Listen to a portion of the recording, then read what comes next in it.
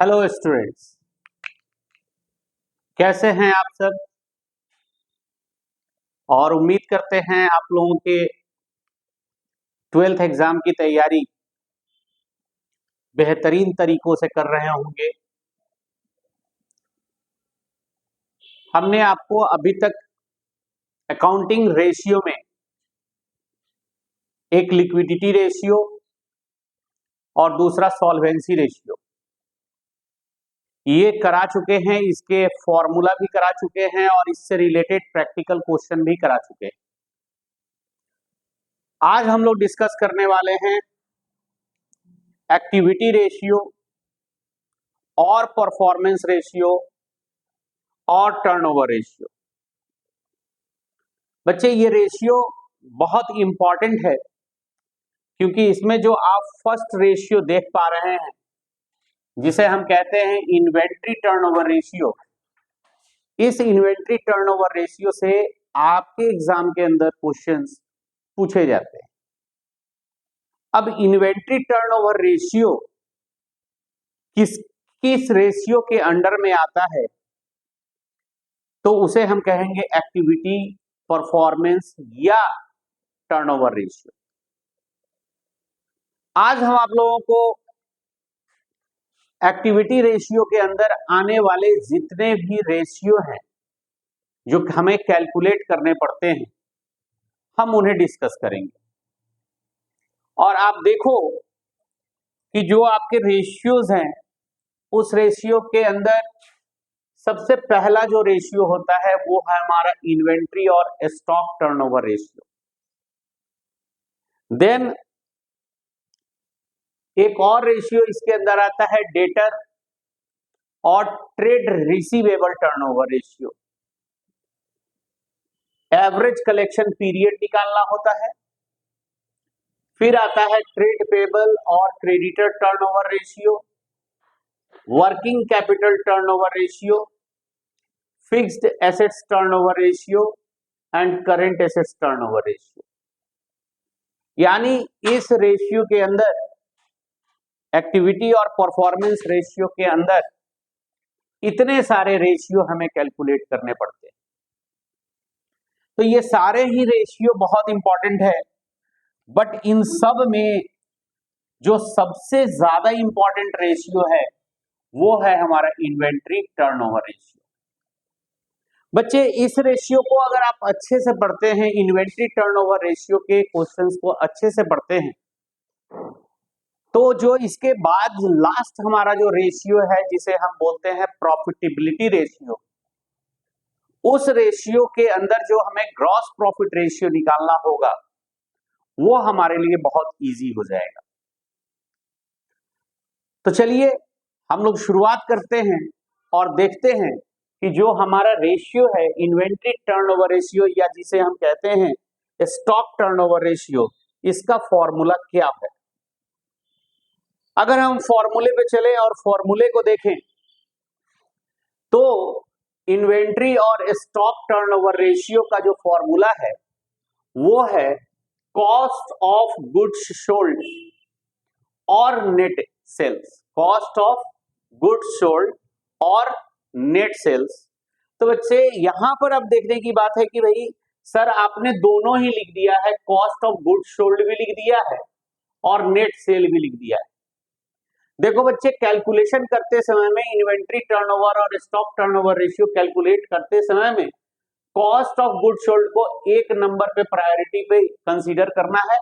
और अगर हमारे क्वेश्चन में कॉस्ट ऑफ गुड्स सोल्ड नहीं दिया है या फिर हम किसी भी प्रकार से कॉस्ट ऑफ गुड्स सोल्ड का कोई भी फॉर्मूला लगा करके कॉस्ट ऑफ गुड्स सोल्ड नहीं निकाल पाएंगे तो ऐसे कंडीशन में हम नेट सेल को कंसीडर करेंगे, यानी इसका वेटेज जो है वो सेकंड नंबर पे। बट हम फर्स्ट ट्राई करेंगे कि हम अपने क्वेश्चन के अंदर कॉस्ट ऑफ गुड्स सोल्ड को कैलकुलेट करें। समझ में बात आई? तो देखना यहां पे ये है कि कॉस्ट ऑफ गुड्स सोल्ड, अब देखो कभी कभी एग्जाम के अंदर जो है ना थोड़ा सा स्टूडेंट को कंफ्यूज करने के लिए कॉस्ट ऑफ गुड्स सोल्ड की जगह cost of revenue revenue from operation लिखा जाता है, ऑपरेशन लिखा जाता है। तो बच्चे कंफ्यूज नहीं होना है, ये कॉस्ट ऑफ गुड सोल्ड को ही हम बोलते हैं cost of revenue from operation, और नेट सेल की जगह लिखा जाता है revenue from operation, revenue from operation. तो अगर थोड़ा सा दिमाग लगा लिया जाए और एक जगह पर हम इन चीजों को नोट डाउन कर लें कि भाई कॉस्ट ऑफ गुड सोल्ड और cost of revenue from operation both are same, यानी कॉस्ट ऑफ गुड सोल्ड को ही हम cost of revenue from operation कहते हैं, और नेट सेल को क्या बोलते हैं, रेवेन्यू फ्रॉम ऑपरेशन। तो कोई कंफ्यूजन नहीं होना चाहिए कि सर आपने फॉर्मूले में लिखा है कॉस्ट ऑफ गुड सोल्ड और हमारे पास जो एक्सरसाइज के अंदर जो क्वेश्चन दिया गया है उसमें दिया हुआ है cost of revenue from operation. तो थोड़ा सा दिमाग में ये बैठा लो, रेवेन्यू फ्रॉम ऑपरेशन मतलब सेल, और कॉस्ट के बारे में बताया जा रहा है, cost of revenue from operation मतलब कॉस्ट ऑफ सेल। क्लियर? तो कॉस्ट ऑफ गुड सोल्ड को फर्स्ट प्रायोरिटी में रखना है। कॉस्ट ऑफ गुड सोल्ड जब हम कैलकुलेट नहीं कर पाएंगे तो हम नेट सेल को कंसीडर करेंगे। आइए हम लोग जरा फॉर्मूला देखें कि कॉस्ट ऑफ गुड सोल्ड का क्या फॉर्मूला होता है। तो बच्चे cost of good sold calculate करने के 3 फॉर्मूले होते हैं। पहला फॉर्मूला होता है कि यदि हमारे पास ग्रॉस प्रॉफिट और ग्रॉस लॉस, ग्रॉस प्रॉफिट या ग्रॉस लॉस मालूम हो तो cost of good sold is equal to net sales minus gross profit. और दूसरा होता है कि cost of good sold is equal to net sales plus gross loss. अब आपको भी मालूम है कि भाई एक फाइनेंशियल ईयर में एक बिजनेस एंटिटी को, एक बिजनेस ऑर्गेनाइजेशन को या तो ग्रॉस प्रॉफिट होगा या ग्रॉस लॉस होगा, यानी ग्रॉस प्रॉफिट दिया होगा तो ग्रॉस लॉस नहीं होगा और ग्रॉस लॉस दिया होगा तो ग्रॉस प्रॉफिट नहीं होगा। ऐसे कंडीशन में हम सीओजीएस निकालने के लिए इन दोनों में से किसी एक फॉर्मूले को क्या कर सकते हैं, यूज कर सकते हैं। अब बात आती है कि अगर हमारे क्वेश्चन के अंदर नेट सेल तो दिया है लेकिन क्वेश्चन के अंदर ग्रॉस प्रॉफिट और ग्रॉस लॉस नहीं दिया है, तब तो हम कॉस्ट ऑफ गुड सोल्ड कैसे निकालेंगे। तो ऐसे कंडीशन में बच्चे ये एक और फॉर्मूला यहां पर दिया हुआ है, इस फॉर्मूले से हम निकाल लेंगे कॉस्ट ऑफ गुड सोल्ड। यानी कॉस्ट ऑफ गुड सोल्ड का ये बहुत ही ओल्ड फॉर्मूला है जो आप लोग 11th से ही जानते हैं, कोई ऐसा नहीं है कि आप नया पे जान रहे हैं। Cost of good sold is equal to opening stock plus net purchase plus direct expense minus closing stock. अब डायरेक्ट एक्सपेंसेस किस तरह के एक्सपेंसेस को बोलते हैं, तो बच्चे डायरेक्ट एक्सपेंसेस हम जब फिनिश स्टॉक को परचेज करते हैं और उस परचेज से रिलेटेड एक्सपेंस और उस परचेज किए गए गुड्स को सेलेबल बनाने में जितने भी एक्सपेंसेस खर्च होते हैं उन्हें ही हम डायरेक्ट एक्सपेंसेस कहते हैं, जैसे wages, carriage inward, carriage on purchase, ठीक है, factory expenses, octroi duty, customs duty, ठीक है, फ्रेट इनवर्ड। तो ये सारे एक्सपेंसेस जो होते हैं बच्चे वो हमारे डायरेक्ट एक्सपेंसेस के अंदर आते हैं। और फिर opening stock plus net purchase plus direct expenses में से हम माइनस कर देते हैं क्लोजिंग स्टॉक को और हमारा कैलकुलेट हो जाता है कॉस्ट ऑफ गुड सोल्ड। अब जब cost of good sold calculate हो गया और उसका अमाउंट हमारा निकल गया तो फिर हम उसे यहां रख देंगे।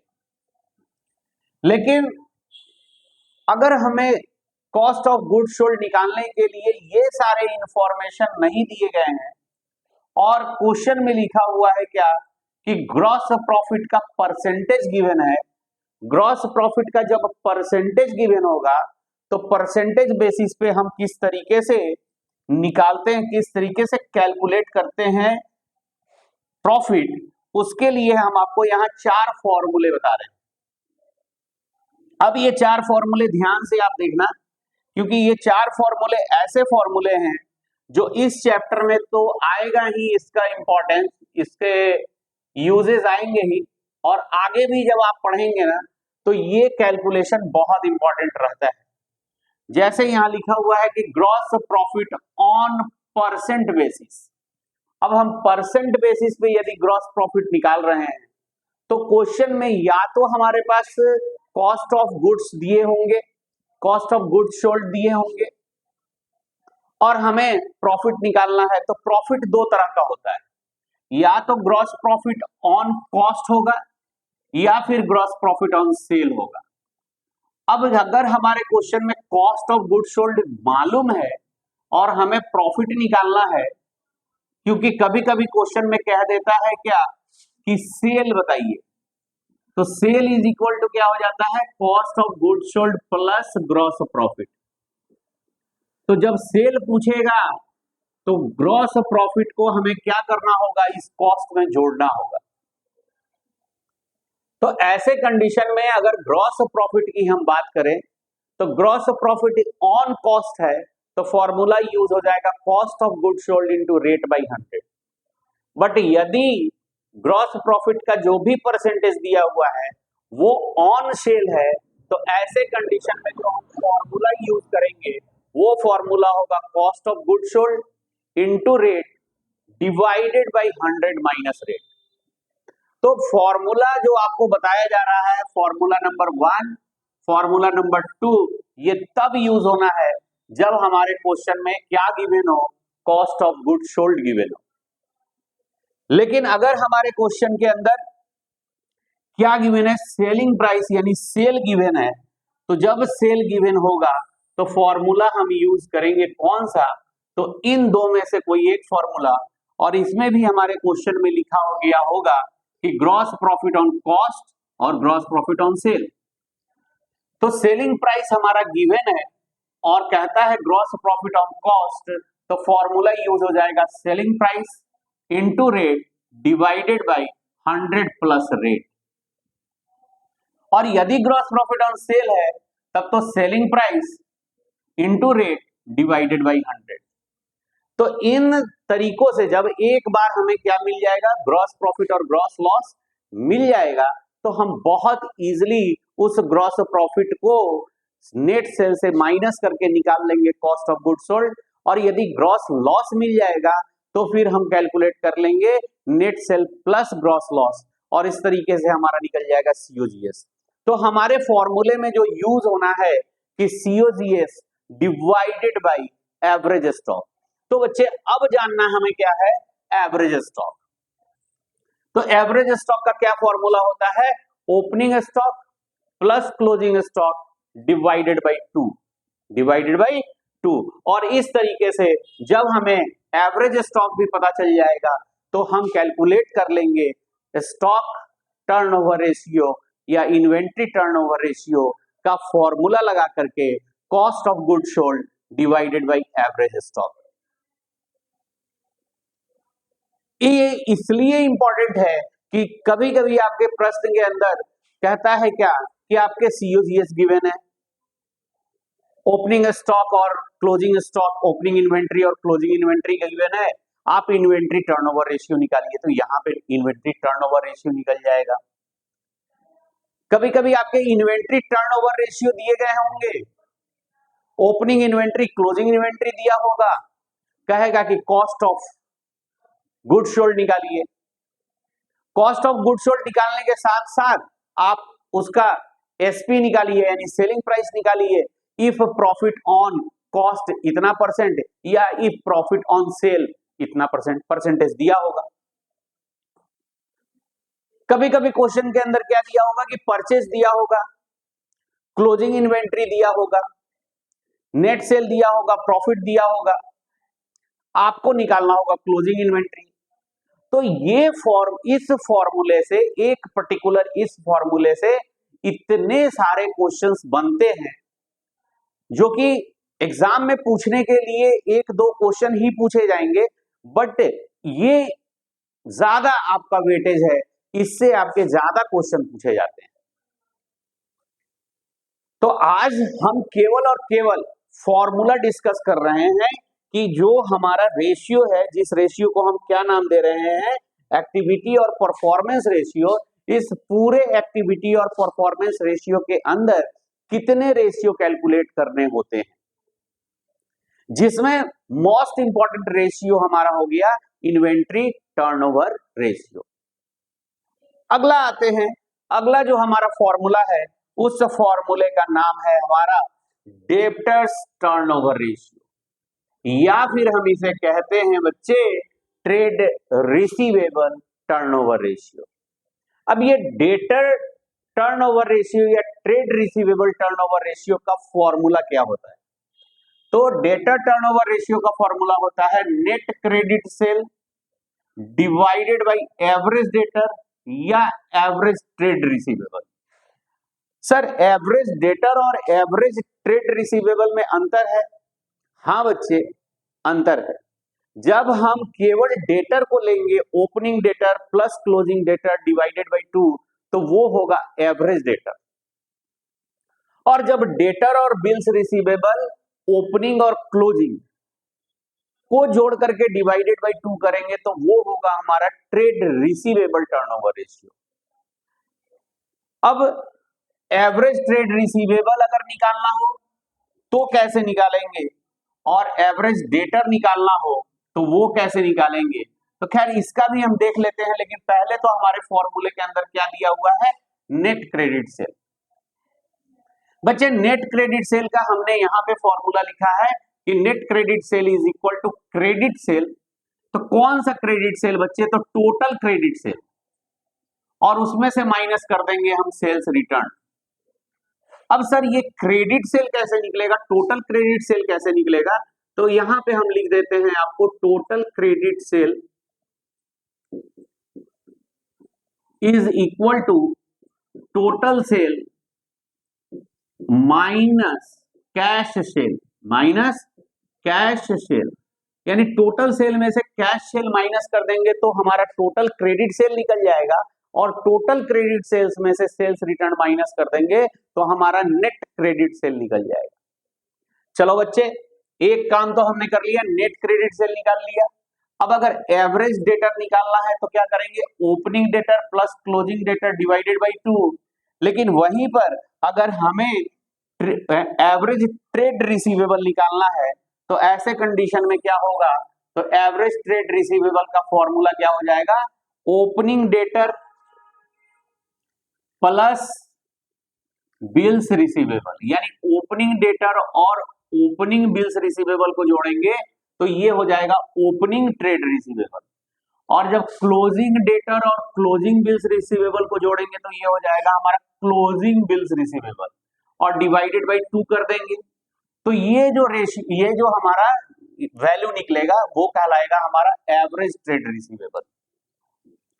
जब हमारा दोनों ही चीज निकल गया, नेट क्रेडिट सेल भी निकल गया, और क्या निकल गया, या तो एवरेज डेटर या एवरेज ट्रेड रिसीवेबल, तो net credit cell upon average debtor या एवरेज ट्रेड रिसीवेबल का फॉर्मूला यूज करेंगे, और जो भी आएगा आंसर वो क्या कहलाएगा, डेटर टर्नओवर रेशियो या ट्रेड रिसीवेबल टर्नओवर रेशियो। बच्चे ये बहुत इंपॉर्टेंट है कि ये जितने भी रेशियो निकलेंगे ना, ये सब टाइम्स में निकलेगा। जैसे आप 12 डिवाइडेड बाई 6 करते हो तो 2 आता है, तो ये अब हो जाएगा 2 टाइम्स।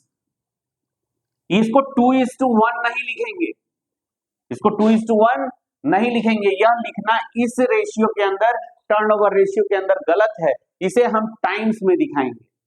तो ये बहुत इंपॉर्टेंट हो जाता है कि आपसे अगर एमसीक्यूज के अंदर पूछा जाए कि जो हमारा जितने भी एक्टिविटी और टर्नओवर रेशियो हैं वो किस में कैलकुलेट किए जाते हैं, किस फॉर्म में कैलकुलेट किए जाते हैं, प्योर रेशियो में कैलकुलेट किया जाता है, परसेंटेज में कैलकुलेट किया जाता है, कि टाइम्स में कैलकुलेट किया जाता है, कि इनमें से कोई नहीं। तो your right answer will be times, times में कैलकुलेट किया जाता है। अब जब एक बार हमारा क्या निकल जाता है, एक बार हमारा निकल जाता है कौन सा रेशियो, डेटर टर्नओवर रेशियो, तो हमें निकालना होता है। कभी कभी क्वेश्चन में कहता है कि भैया आप इसका एवरेज कलेक्शन पीरियड निकालो। अब एवरेज कलेक्शन पीरियड अगर हमें निकालना है तो एवरेज कलेक्शन पीरियड का फॉर्मूला क्या होगा? तो एवरेज कलेक्शन पीरियड मतलब जो हमारा डेटर है उसके को जो हमने क्रेडिट पर गुड्स सेल किए हैं वो पेमेंट हमें कितने दिनों में या कितने वीक्स के अंदर या कितने महीने में हमें रिसीव हो जाएगा, तो उसे हम बोलते हैं या तो एवरेज कलेक्शन पीरियड या डेप्ट कलेक्शन पीरियड।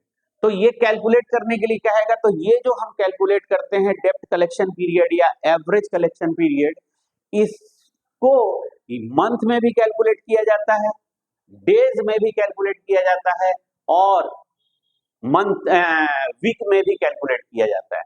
तो बच्चे जब डे में कैलकुलेट करना होगा, जब किसमें कैलकुलेट करना होगा इसको, डे में, तो ये वाला फॉर्मूला लगाएंगे, average trade receivable into 365 divided by net credit cell. अगर वीक में निकालना है तो average trade receivable into 52 divided by net credit cell, और यदि पर मंथ में निकालना है तो एवरेज ट्रेड रिसीवेबल इनटू 12, क्योंकि मंथ 12 होते हैं साल में, वीक 52 होते हैं और डेज 365 या 366 होता है। तो इस फॉर्मूले से निकालेंगे। लेकिन इन सभी फॉर्मूले के पचड़े में पड़ने की कोई जरूरत नहीं है, हम आपको एक बहुत शॉर्ट फॉर्मूला बताएंगे। वो शॉर्ट फॉर्मूला देखो यहां पे लिखा हुआ है कि यदि हमें एवरेज कलेक्शन पीरियड या डेप्ट कलेक्शन पीरियड निकालना है तो हम इससे पहले तो क्या निकाल चुके हैं, ट्रेड रिसीवेबल टर्नओवर रेशियो निकाल चुके हैं।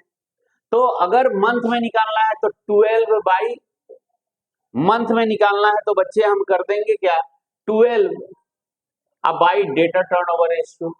अगर वीक में निकालना है तो 52 divided by debtor turnover ratio, और यदि डेज में निकालना है 365 divided by debtor turnover ratio.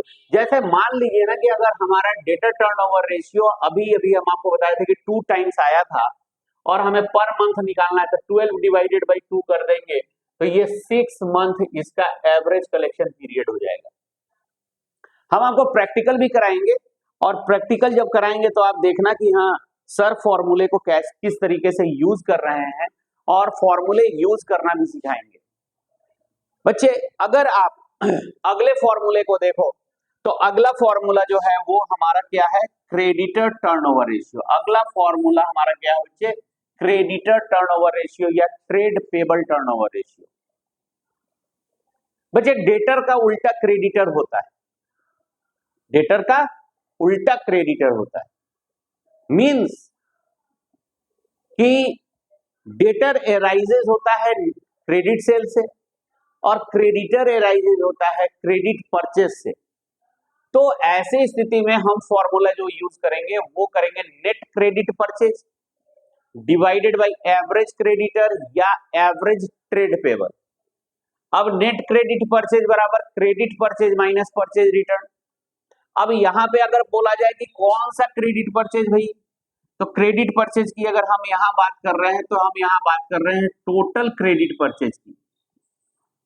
अब ये टोटल क्रेडिट परचेज निकलता कैसे है, तो देखो बच्चे यहां पर अगर टोटल क्रेडिट परचेज अगर निकालना है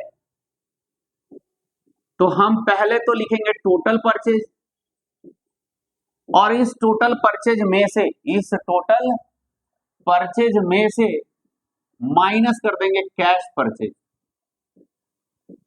तो हमारा निकल जाएगा टोटल क्रेडिट परचेज, और उस टोटल क्रेडिट परचेज में से हम परचेज रिटर्न माइनस कर देंगे तो हमारा कैलकुलेट हो जाएगा नेट क्रेडिट परचेज। अगला है एवरेज क्रेडिटर। तो एवरेज क्रेडिटर जैसे हम लोग इसे पिछले वाले में पढ़े कि एवरेज डेटर, तो हमने क्या लिया, opening debtor plus closing debtor divided by 2। तो यहां क्या लेंगे, opening creditor plus closing creditor divided by 2। इसके बाद अगर हमें एवरेज ट्रेड पेबल निकालना है तो एवरेज ट्रेड पेबल में क्या करेंगे, तो बच्चे एवरेज ट्रेड पेबल में ट्रेड पेबल किसको बोलते हैं? तो क्रेडिटर और बिल्स पेबल को ट्रेड पेबल बोलते हैं। तो जो ओपनिंग क्रेडिटर होगा और बिल पेबल होगा उसको जोड़ेंगे तो क्या बन जाएगा? वो ओपनिंग ट्रेड पेबल। और अगर क्लोजिंग क्रेडिटर और बिल पेबल को जोड़ेंगे तो वो क्या बन जाएगा? Closing bill payable trade payable. तो ओपनिंग ट्रेड पेबल इनको जोड़ करके आएगा ओपनिंग ट्रेड पेबल, इनको जोड़ के आएगा opening creditor plus opening bills payable. Closing trade payable आएगा closing creditor plus closing bills payable. और इन दोनों को जोड़ करके हम जब डिवाइडेड बाई 2 कर देंगे तो हमारा निकल जाएगा एवरेज ट्रेड पेबल। और एवरेज ट्रेड पेबल जब निकल गया, नेट क्रेडिट परचेज निकल गया, तो फिर क्रेडिटर टर्नओवर रेशियो का फॉर्मूला लगाओ, net credit purchase divided by average creditor या एवरेज ट्रेड पेबल। इस तरीके से ये कैलकुलेट हो जाएगा। और जब हमें निकालना होगा क्या? Average payment period.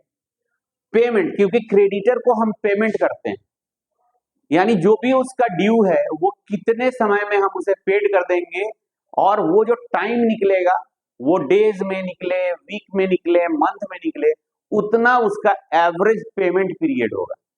तो बच्चे एवरेज पेमेंट पीरियड के लिए हम क्या करेंगे?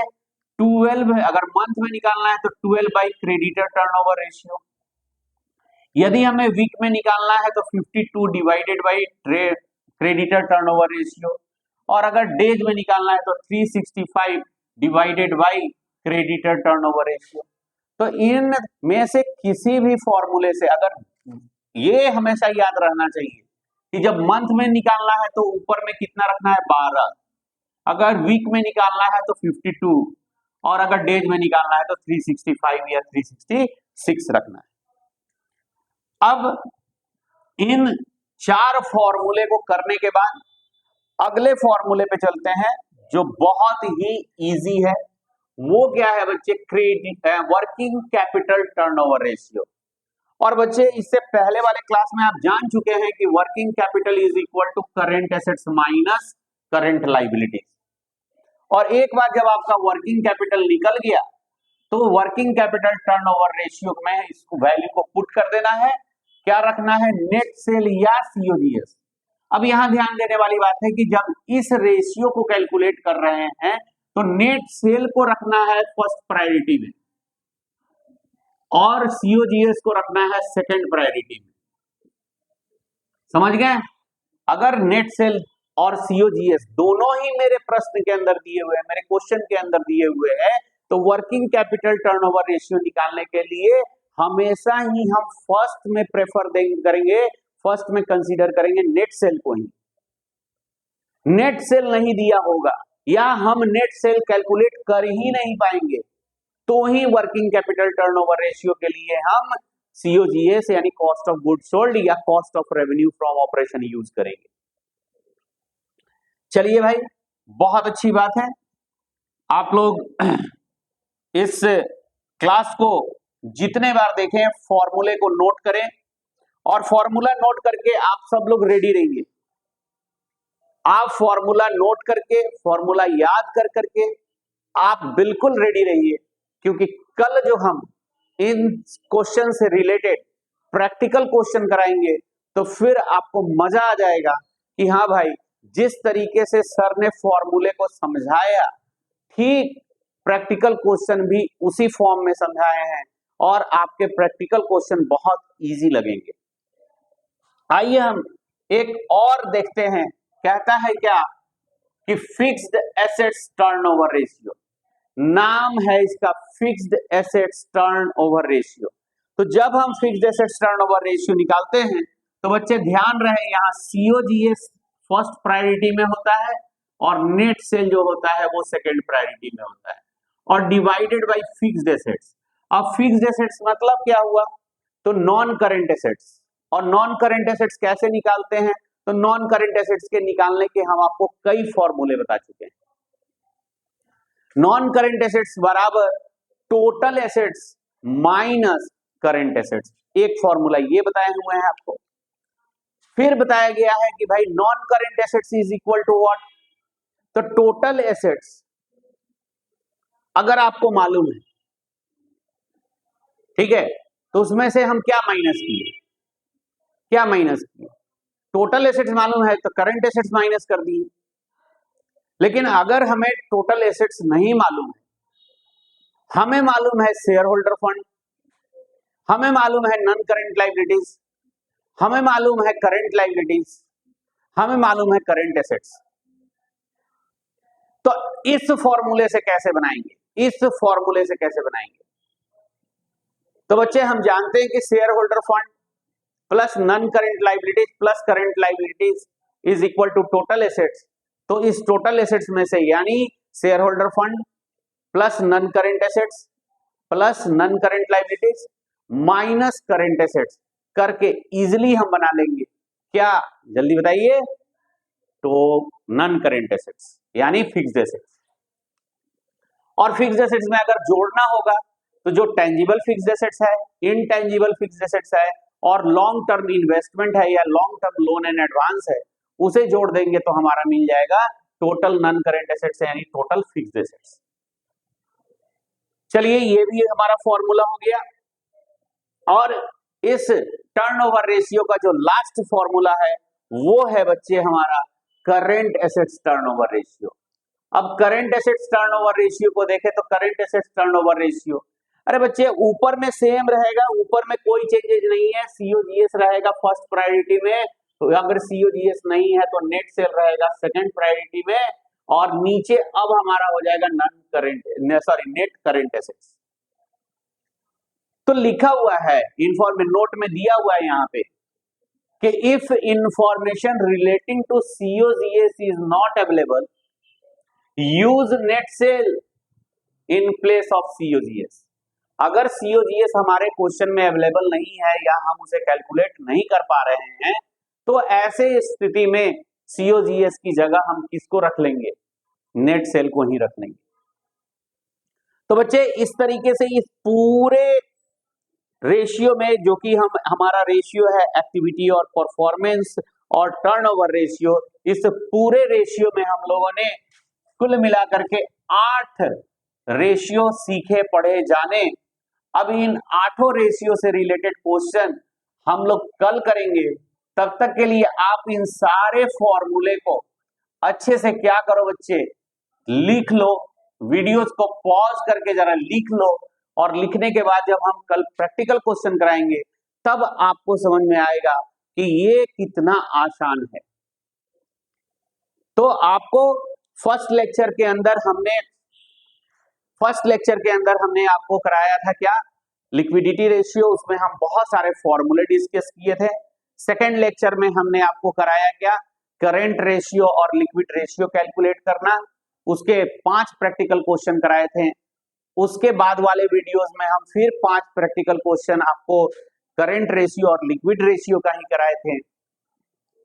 लेक्चर 4 में हमने किया था सॉल्वेंसी रेशियो को डिस्कस भी किया था, क्योंकि सॉल्वेंसी रेशियो के अंदर नंबर ऑफ फॉर्मूलाज कम थे, 4 ही फॉर्मूले थे और उससे रिलेटेड 5 क्वेश्चन बन रहे थे। 5 क्वेश्चन के 5 क्वेश्चन हम आपको उस वीडियो के अंदर करा चुके हैं। और अब जो आपका लेक्चर है वो है लेक्चर 5, जिसमें हमने डिस्कस किया है परफॉर्मेंस, एक्टिविटी और टर्नओवर रेशियो। और इसमें जो ये 7 फॉर्मूला आपको यहाँ पे दिख रहा है, ये सारे 7 फॉर्मूलेस को आज हमने आपको बताने का काम किया है और इससे रिलेटेड क्वेश्चन हम लोग कल करेंगे। और कल आप लोग इस वीडियोस को देखेंगे तो आपका ये रेशियो का जो डर है कि हम पता नहीं एग्जाम में बना पाएंगे नहीं बना पाएंगे, फॉर्मूला नहीं याद रहता है, आप बस ध्यान से इन सारे वीडियोस को देख लेंगे, सारा रेशियो आप सीख जाएंगे, कहीं कोई प्रॉब्लम नहीं। तो चलिए फिर मिलते हैं हम लोग नेक्स्ट वीडियोस के अंदर, और उसमें हम लोग डिस्कस करेंगे इस सारे प्रैक्टिकल क्वेश्चन जो इस परफॉर्मेंस, एक्टिविटी और टर्नओवर से रिलेटेड है। Okay, good night.